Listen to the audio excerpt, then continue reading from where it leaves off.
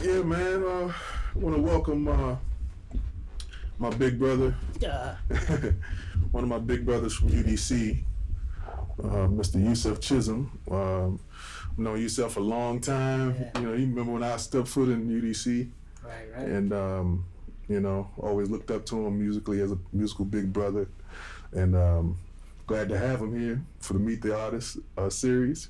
Blessing. And thanks for coming, man. Thanks for having me. Yes, sir. Yeah, my pleasure. Yeah, tell us about, you know, how you started playing music. Well, I'm a lot older than Allyn, so I came up during a time where music was really in schools, man. You had band programs still in school, and you had bands actually in the community. Mm-hmm. So it wasn't unusual for me to hear bands playing in the community. Yeah. Now, they weren't playing jazz, it was strictly R&B stuff. Yeah. But like we had a block party, it was a live band playing. Mm-hmm. So, I came up hearing live music, and seeing human beings play instruments. Yeah. Right. We don't see that's that very rare these days. So, it wasn't odd for me to see someone playing trumpet or saxophone, trombone, bass guitar, electric guitar, drums. Yeah. That wasn't the norm. Right. Yeah. Yeah, these days, the computers are doing it for us. Oh, man. and you had to have a level of musicianship to play some of that music, Yeah. Although it was R&B, still you had to have some sort of level Yeah. to play that. Now, I didn't actually start playing music until I got into junior high school. Okay. Well, actually, elementary school, my mom's bought me a trumpet. Okay. you know, and back then, still today it's the same. You didn't actually start playing on an instrument until you went 4th grade. Yeah. So, you know, I got a trumpet, I got a mouthpiece. But right after that, for some reason, man, I wanted to play drums, man. And Wow, you play drums? Yeah, no, I don't really play drums. I Okay. play drums. I see, you know, but my mom's, man, she's like, I'm not buying you another instrument. I bought you this trumpet.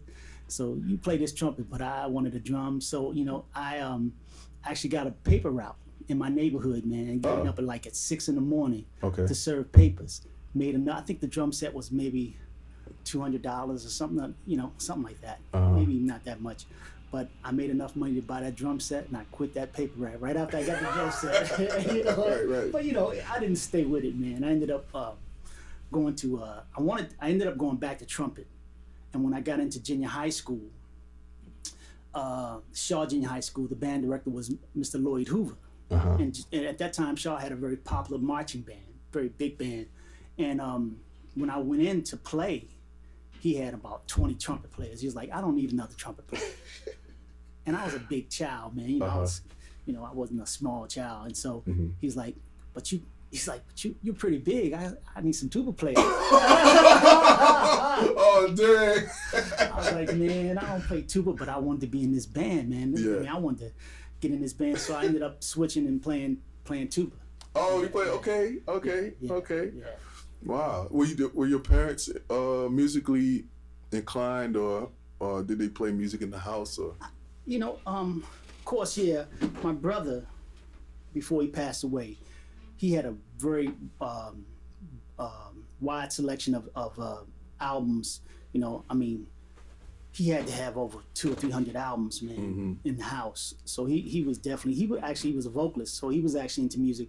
I don't know if my father and mother actually, I didn't see them play anything. But I guess it had to run in us because, you know, it was in me. Yeah. It was in my brother, yeah. Wow, man. Yeah. Yeah, so junior high school, you was with Dr. Hoover. Yeah. Yeah, man. Said you was big, so play the He said, tuba.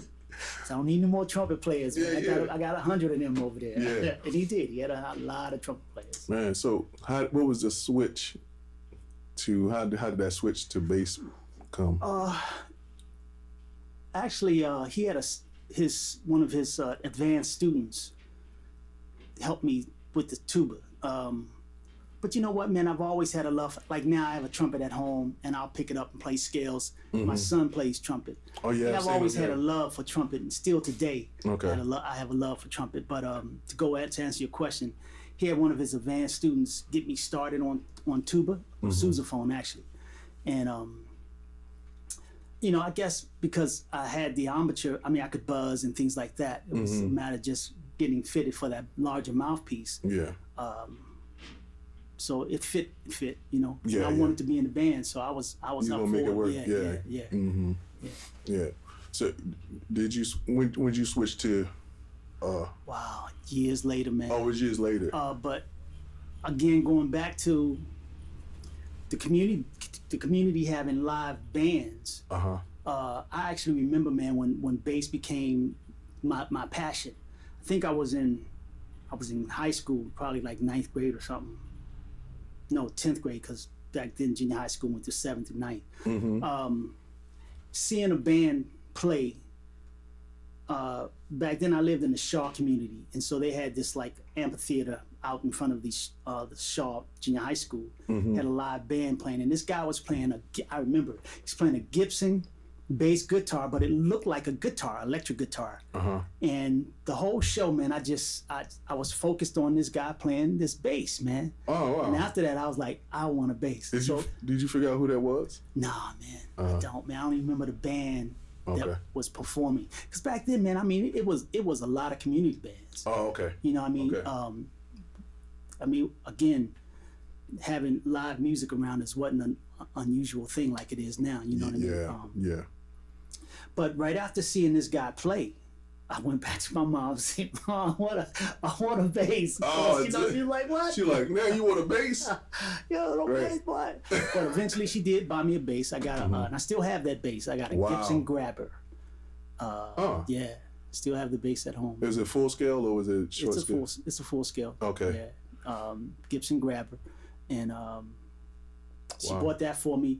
Of course, I didn't have any, no formal training on it, so I took it and got a hand here, put it in the right positions. Yeah. The fortunate thing was I played bass clef, so I could read. Oh, you could read the So I could read bass clef. So the reading, and I didn't actually start reading and playing until I got into high school with the Cardozo High School Jazz Band, which Calvin Jones was the director at one time, but I missed it by a year, 2 years, I think. He left 2 years before I got there. Oh, okay. But all his charts were still there.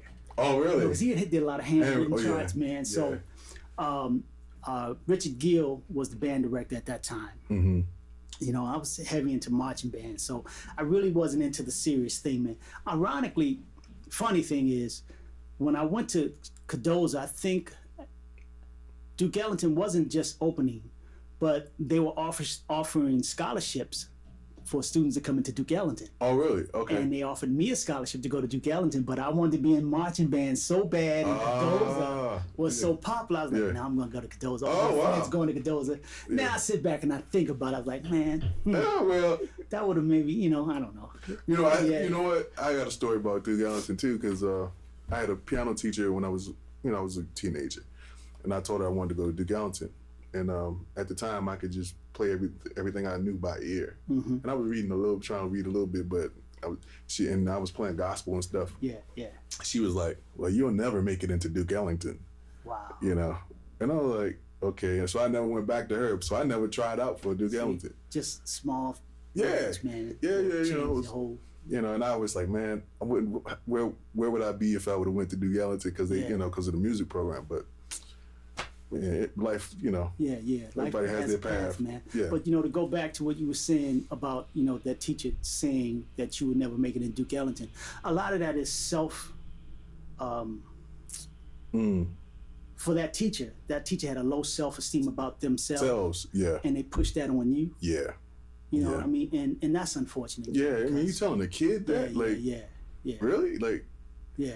Yeah, that's yeah, man, it's unfortunate, man. Because I've had peers say, "Oh man, you ain't gonna be able to do this. You ain't gonna do that." You know what I mean? And, it's being in education for the last 30 years of my life. I learned that those small things that you say go a long way. That's right. Yeah. Yeah, especially at that age. Oh yeah. That age. You're very influential, man, and they soak up everything, man. And you're shaping these young people at that age. You're really shaping them. Oh, absolutely. So you got to be careful what you say and how you teaching them, man. Absolutely. As opposed to college, you get these knuckleheads, so they know everything in college. But anyway, it's a different attitude. It's a different world. Yeah, it's a different world, man. Yeah. Let's play something else. Okay. You want to try Footprints? Yeah, we can do that. You want to do Footprints? Yeah, okay. Yeah. All right. Yeah. Cool. We're going to do Footprints. Okay.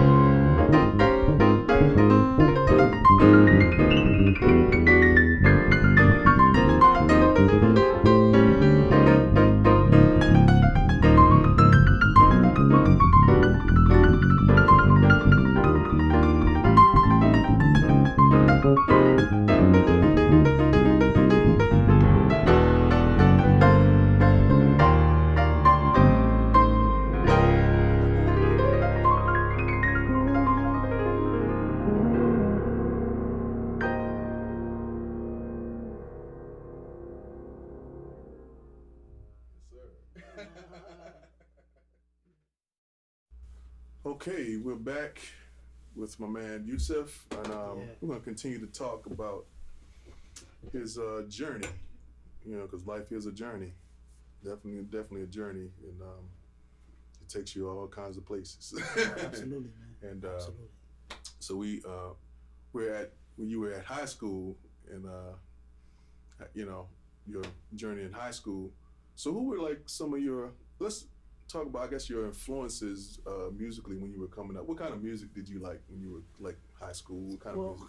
Yeah, in high school, man, again, I was really into the R&B stuff, so I really didn't get into like, you know, the serious jazz thing, man, until I got into college. Mm-hmm. I mean, I had a little bit of influence, I guess, with some jazz stuff, playing some of the big band stuff, but stuff I was listening to was like R&B cast like Earth, Wind and Fire, Parliament Funkadelic, Commodores, you know, Barcades, all those groups that were back during the 70s, man, you know, and because we were playing that music in marching band. Okay. So yeah, you know what I mean? So we were playing all that kind of pop stuff, man. So I didn't really get into anything else. I didn't really get into the serious stuff, man, until later. Even when I picked up the electric bass, I still wasn't really listening to the cats, man. Like I remember. But I was gonna say that to me, that's the serious stuff. Yeah, that is. Well, I understand. I know what you're saying, but like to me, that the R&B, man, the real R&B, that is the real. That's the real deal. Yeah, that's true. All those guys you talking to, that's some serious music. Yeah, that's like, true. Yeah. You know, because to me, a lot of cats that if they come from that background and they, you know, playing straight ahead, they to me they have a better feel. Yeah, the groove is different. The groove is different, man. You know, than that. You know, because they know about groove and staying, you know, just pocket. Yeah. Like true. How it's supposed to feel, you know. That's true. And that 70s R&B, I love that stuff, man. Yeah. I love the way the drums sound. I'm really into sounds, like how the drums sound, like how they recorded the stuff and how fat and you know. So that stuff, man. And they real musicians, man. These cats go in the studio. Right. You know, all they had probably was what, it's 24 track tape. That's it. Probably at that time was 24 track a tape. So you had to get that stuff right. Get it right, and that's it. Yeah, you weren't doing no overdubs. No, I went overdubs. Yeah, you know. It's true. But yeah. I mean, speaking back to even like what you were saying. I mean, of course, being born in the '60s, man, you know, you're definitely influenced by the Motown stuff. Oh yeah. And even like the Stax Records. Yeah, and all those cats. Of course, you know, I didn't know who was playing on that stuff, but you know, of course, coming up, man, in the late '60s, man, hearing James Brown and you know Michael Jackson, the Jackson 5, and those cats, man. You know, Temptations and all those groups, man. Yeah, man. So yeah. See, those are those are things. Yeah, those are the things that I was hearing. It's funny, like when I was in high school, I got into bass, and I remember some friends were talking about Jaco Pastorius playing down at Blues Alley. And this may have been like 1980, because Jaco passed in the 80s, in the mid 80s, the early 80s. And I didn't know who Jaco was, and I wasn't familiar with him, and I was like, nah. You know what I mean? I think about that now because I was like, wow, I could have had a chance to actually go check out Jaco Pastorius. I wasn't aware of it at the time. You know, but it came later. By then he had passed away, you know. He had passed away. So, how did you get to UDC? Marching band actually brought me into UDC. Coming out of high school, you know, I played football in high school too, and I was on the football team. I was fairly a good football player, man. Okay. You know, and I had that same illusional dream, like most young folk. I want to be a professional. NFL. Yeah. And till I got to college. Well, you said how did I get in? Let me go back to that question. And so, band. I got a band scholarship at that time. I think UDC they had probably just moved into the Van Ness campus probably maybe 4 or 5 years before I got there, maybe less than that. They hadn't been there that long. And the city was giving them money. Wow. A lot of money for the time. Yeah. And was this when Barry, Man Barry was Absolutely. Man Barry. Yes, sir. Yes, Lord, man. Man forever. He helped a lot of youth like myself that didn't have a direction. Yeah. UDC definitely was the savior for me because it allowed me to grow up. But at the time, Richard Myrick was the band director at UDC. Okay. He came to Cardozo to recruit. Oh, okay. And he was offering full scholarships, man. Wow. Full ride, and that pulled me up into UDC. And you know, and I was in marching band for a couple of years. Full ride, didn't pay a dime. You know. Wow. Yeah. And I would go upstairs and just listen to the big band and you know Calvin and the big band play. It took about 3 years before I actually went up and actually introduced myself and sat down and listened to me play. You know, but at the time I think Eric Summers was the bass player. In the big band, and then later Michael Bowie came and played, and then I came in after Michael Bowie left. Mike went on the road with Betty Carter. Yeah. And so I was just there, you know. So I was like, okay, you're next. Yeah. Come on, man. Yeah. Oh wow. Yeah. So it seems like UDC was very vibrant back in those days. Oh yeah. You know. Yeah. I got there at the end where you guys were just getting ready to leave, and things were kind of changing. Money was getting low. You know, we still had a dance program, you know, and everything. But you guys, man, your group collaboration, when y'all had collaboration together, man, I used to, man, check you cats out, man, on campus. Like, man, hey, I want to be like these guys, man. Really? These guys are killing, man. Yeah. Really, that's funny, man, because I never knew that until much later that collaboration had an impact on other cats. Yeah, I man. Didn't know that, man. Yeah, I remember, especially Gary when he was playing with y'all and taking these solos. Gary, Professor Gillespie. Professor Gillespie, yes. Yes, sir. Yeah. Yeah, but you guys, man, you know, set the tone, man. I mean, like. For me, I mean, like, it's like, okay, I gotta step my stuff up, man, because I would, you know, come to rehearsal, Jones would have these, you know, the small ensembles and stuff, you know, on Fridays, and cats playing the music and stuff. I was like, look, I gotta step my stuff up, you know. Yeah.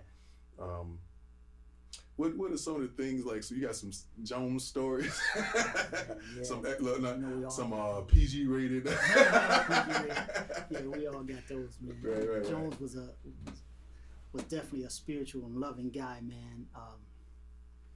You know, and I'll give you a couple of stories. I'll give you my first encounter with him. Mm-hmm. Again, you know, I was playing tuba, sousaphone, and band, but I had my own bass, and so, you know, I was just playing. I didn't play with anybody. I don't think I was even playing with collaboration at the time. Mm-hmm. And Calvin found out that I played electric bass. Mm-hmm. And I asked him, you know, I like to play and, you know, start playing with the band. He's like, yeah, no, he sucked up. Yeah, man. I don't know, man. Let me hear you play. Come on in this den. Yeah, the den. Come in the den. So he gave me that fretless bass, and I never played fretless bass before, you know. Yeah. He's like, okay, man, we're gonna play a blues. Yeah. He said, Card, shut that door. So we started playing, you know, and I made my way through the blues, and you know, so afterwards he's like, he said, Card, he's got a good feel. I work with him. Told you, got a good feel, man. Good feel. Yeah, we're gonna work with him. Yeah. So yeah, he slowly started working with me, and again, Mike was in the band, so I got a chance to sit around and check out Mike before he went on the road. And then, when Mike pulled up, I was just thrown in, man. Yeah. But I was, you know, I guess I was ready. I was ready. Yeah. I had a chance to play. You know, the thing about that too, man, I got a chance to play with Calvin's trio, me, Kenny, and Calvin. Okay. You know, man, that was an experience, man. It was beautiful, a beautiful experience to play, because, you know, he's playing nothing but key piano at the time, man. Mm-hmm. He was a phenomenal piano player too. Yeah. And, but playing in this trio, man, we got an opportunity to play. We were down at the Watergate building, and among many gigs we had done with him, we did quite a few, and we did a reception for Ella Fitzgerald, man. And she was there. She watched us the whole time. You know, at the time, she wasn't able to walk around and things like that. She had lost a lot of weight. So it was at the end of her time. But it was beautiful, man, because she was like where you are, and we were here playing. And she sat there the whole set, man. And then afterwards, she was like, "Oh, that was so beautiful. Oh, that was so man." Ella Fitzgerald, man. Woo, yeah. And, you know, and then again, like now it means more to me because I know more now than I knew then, you know? Yeah. I mean, I knew it was Ella Fitzgerald, but still. Yeah, you didn't realize the impact. Of her just sitting there checking us out. Not for one song. She stayed and sat there for the whole set, man. Wow, man. You know? And Calvin, man, he's a show off. Yeah, he's a ham.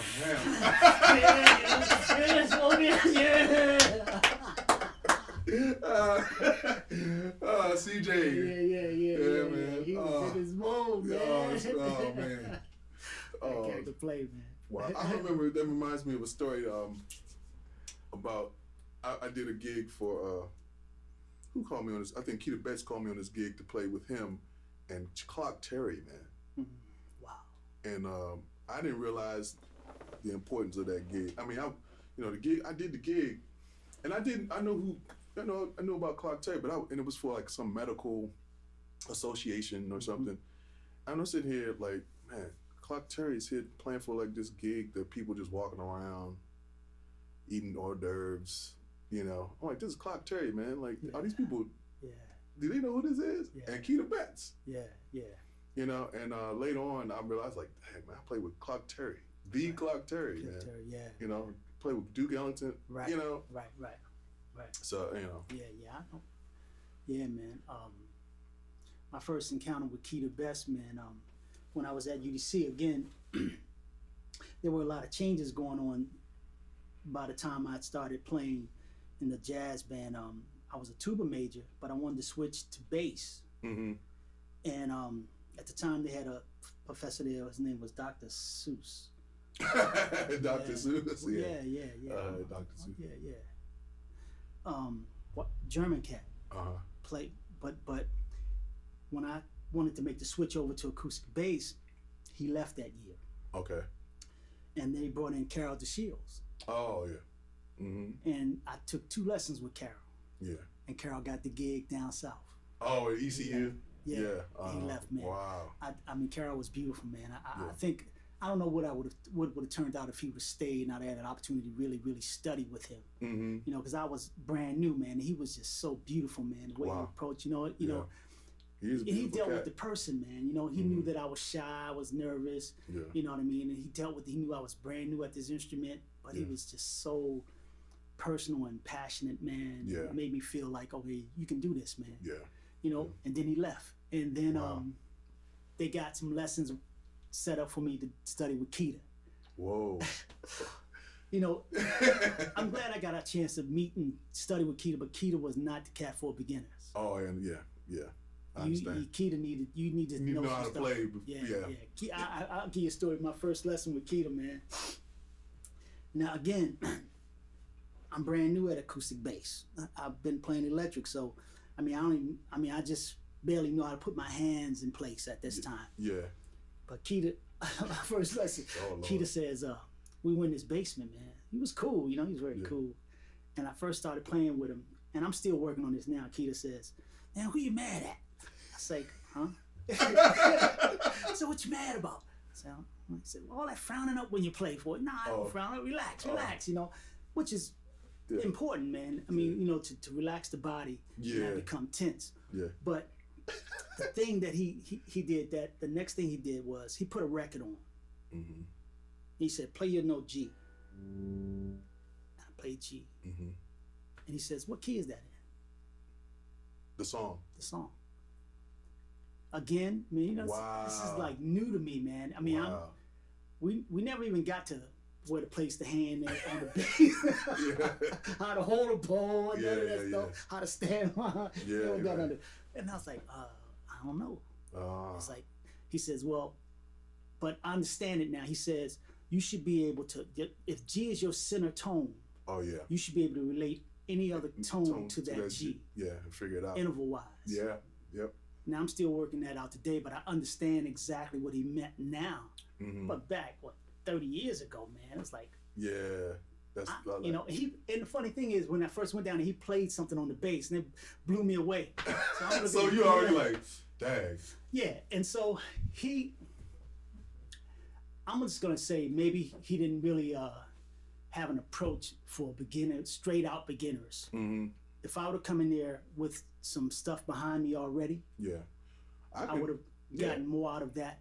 But I did take several lessons from him, man. And, you know, and it carried through, man. You know, and so after Keita, I ended up going back to tuba as my major because UDC just didn't have a steady cat.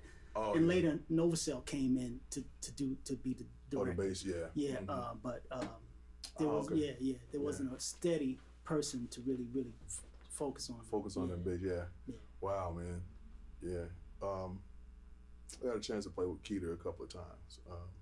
He was a character, man.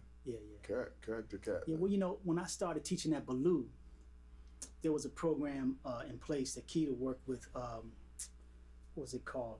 Washington Performing Arts Society. Brought Keita in, and he did like a artist workshop with my jazz band at Ballou. And I mean, we became, you know, he was cool, man. He would come in and he would go through these things. He went through this tuning piece, like he came in and he brought everybody a tuning pitch. In the band, you know, because he wanted everybody to sharpen their ears, man. So, and man, Keita was cool, man. He really was, man. You know. Yeah. Let's talk about your career as a educator yourself.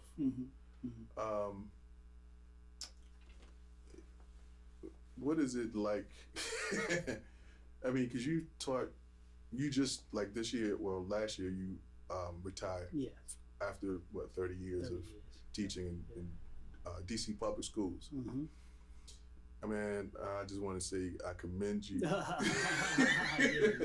Right. Just, you know, all the teachers out there teaching public school, you know, I commend you. You know, God bless you, man. Yeah, you know, it's. I don't know if I could. I can't even. It's hard for me to teach college. You know what I mean? To you know, it's a. But what was it like, man? I mean, like. Well, you know, it was stages for me, man. My first 6 years, I taught at Ballou High School. Okay. And I came, you know, it was rare to go into a high school setting coming right out of college. Mm-hmm. So I went into Ballou, and it was in a little disarray because they had just lost their band director through something went down. Yeah. And I'm a young guy dealing with students that are, I'm not even, you know, 5 or 6 years older than these guys, man. Right. You know, so, but it was a learning process for me. It definitely focused me. I realized, okay, I have to really dedicate myself to this if I'm gonna make this really work for me and be successful. It was challenging because, again, I'm dealing with 18, 17-year-old young people, 16-year-olds, and I'm 26. Yeah. You know, and so and you know, it was mainly marching band. The unfortunate piece about being in the school system at that time, the music programs had started to suffer. Okay. In a lot of schools, you weren't able to do music classes during the day. You couldn't get these music students that were in your band during the day because they may have had some other remedial courses that they had to take, so they couldn't schedule them into a band class. So a lot of your stuff took place after school. Okay. And at that time I was gigging really heavily, man. I was doing like Thursday through Saturday, Sunday gigs, man. And I had to cut back because it weighed on me because, you know, you in high school, especially with marching band, your day would be from 8:30 to 7:30 easily. 8 depends what season it is. 12, you know, almost 12 hours. Yeah, day. because you're dealing with marching band, and again, you didn't get these students until after school. So a lot of times, not only were you trying to teach routines and shows, but you had to teach music, and in some cases, you had to really teach children how to play the instrument. Yeah. Yeah. And it wasn't during a school day, you know, that you got these students. Yeah. But Ballou was definitely one of my most pleasurable years, believe it or not. It was hard. Yeah. It was tough, but I grew into being a man. It taught me how to really be responsible. Mm-hmm. And by the end of my stay there, I chose to leave after, I think it was 5 years I stayed. Mm-hmm. And Daryl Watson, who's the band director now, did a student teaching with me, and I told him, I'm leaving next year, man. I'm going to recommend that you take this gig, and he took it to the next level. But by the time I left, the program was really flourishing. You know, oh, great. I look back now and I'm like, wow. It seemed like Dooney, Daryl Watson, we call him Dooney. He's he's another UDC graduate. He really like took the baton with that. Oh man, took it to the next and level. took it to the next level, you know. Absolutely, and that's great, man. What's some other schools what other schools did you teach at? I taught when I left Ballou, I really didn't want to do high school anymore because I didn't really want to do marching band, because I realized if you're going to be a band director, a marching band director, you got to dedicate yourself to that, and that's what you are. Oh, I see. Because it takes that kind of devotion. To be a good marching band director, to have a good marching band, it takes that kind of time. You got to deal with summers. You got to, and I didn't want to do that. I really wanted to pursue more.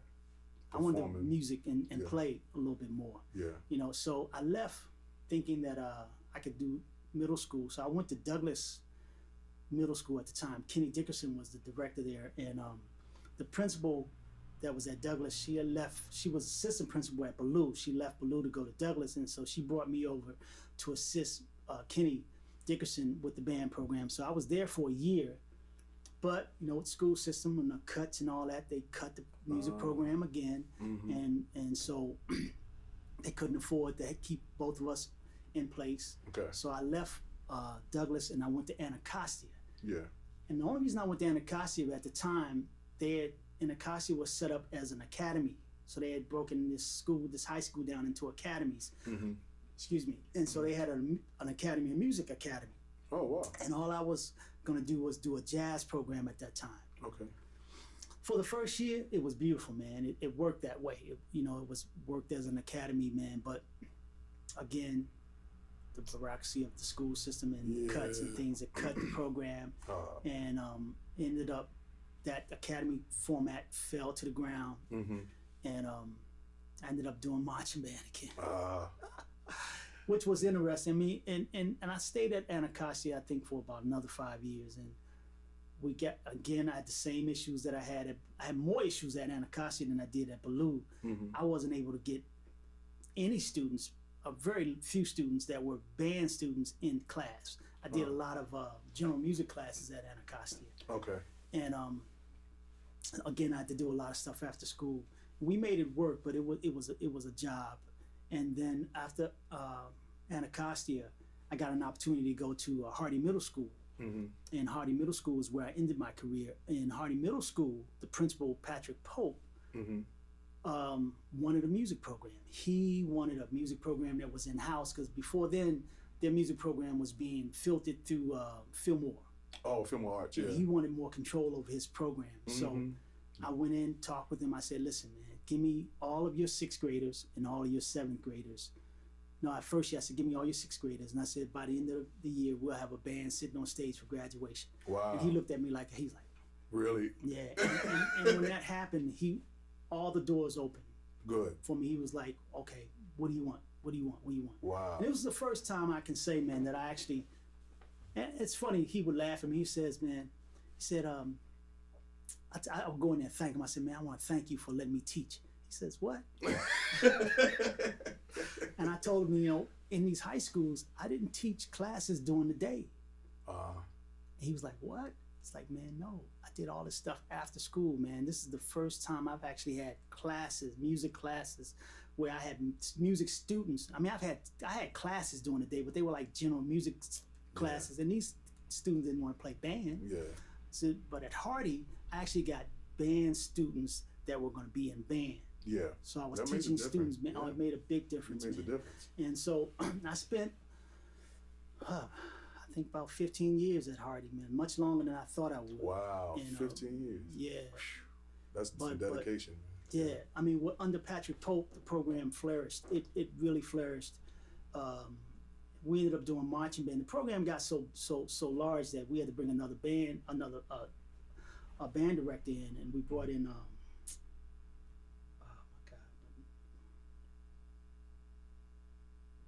Come back to me in a bit. Yeah. But the band program, it flourished. It became, I had over 100 students in band. So. Good Lord. yeah, man. And when he left, for whatever reason they pulled him out. Yeah. The band program had built such a reputation that it dwindled because they started pulling from it, but yet it still had some power behind it. Yeah. And I still, I taught music, man, until I left. Okay. I didn't do any general music classes. I taught music classes. That's great, man. Yeah. Yeah. It seemed like you and the principal were on good terms, and he was one of the few principals. I had a couple of principals that were really cool. Yeah. But he was one of the principals who really was pro arts. Yeah. He really wanted the art pro. He understood that the art programs really helped the academic things in a big way. Yeah. He really understood that. Yeah. So we wanted to mention something about Brent, one of your students, one of your former students.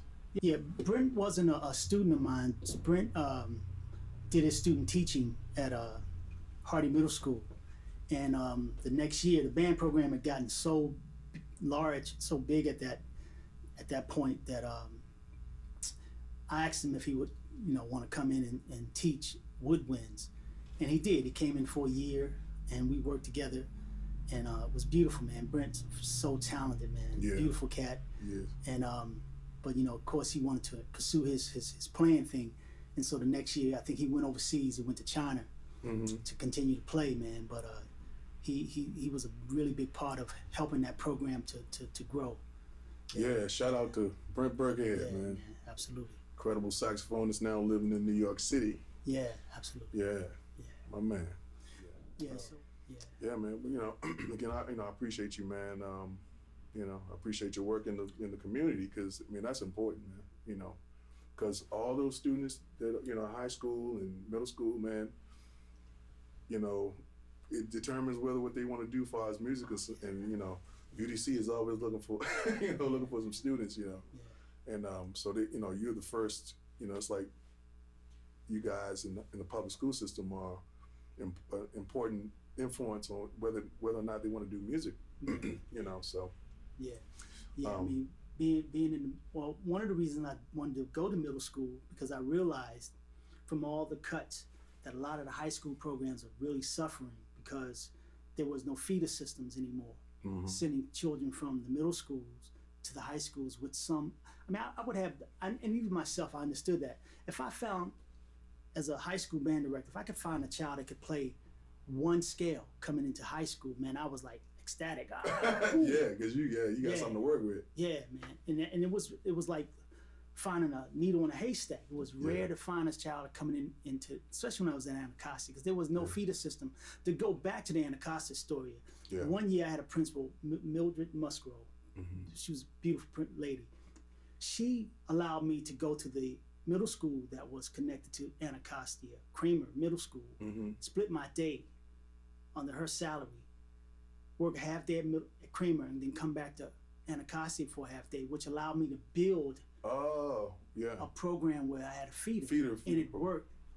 The next year, new principal, new principal at Kramer, didn't want to do it anymore.